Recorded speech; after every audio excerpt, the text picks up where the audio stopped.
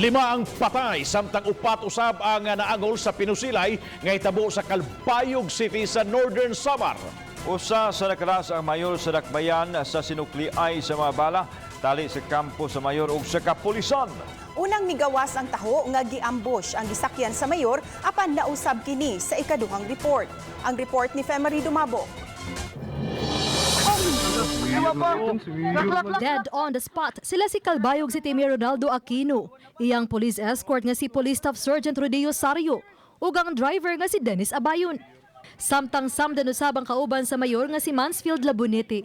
Laing nakala sila si Police Captain Joselito Tabada, hepe sa Provincial Drug Enforcement Unit sa Samar, ug ang kaubanang si Police Staff Sergeant Romeo Lauyon. Samdan usab ang kauban nilang si Police Staff Sergeant Neil Cebu. Usa ka Clint John Paul Yauder ang naangol usab sa pinusilay. Nahitabo ang pinusilay sa Labuyaw Bridge sa Barangay Lunoy, Calbayog City, pasado las 5 gahapon sa hapon. Sa unang spot report sa Calbayog City Police, giingong giambush ang gisakyan sa grupo sa mayor. Giingong mibawas ang grupo sa mayor sa mipauwan kanila og mga bala, hinungdan nahitabo ang pinusilay. Apan nausab na si kaduhang spot report.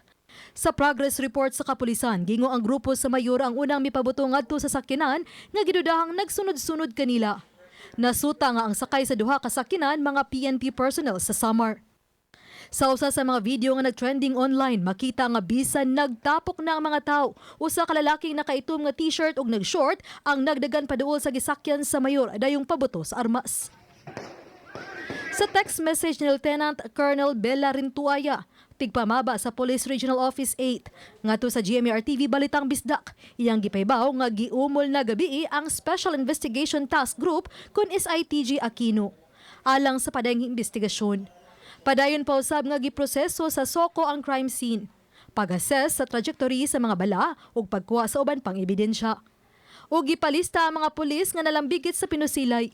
Gikuha usab ang issued firearms sa mga security personnel sa mayor alang sa himong ballistic examination, cross-matching ug ang pagpaubos kanila sa paraffin test. Oba ni Clans Gabutin. Ako si Femery Dumabok. Balitang Bisdak.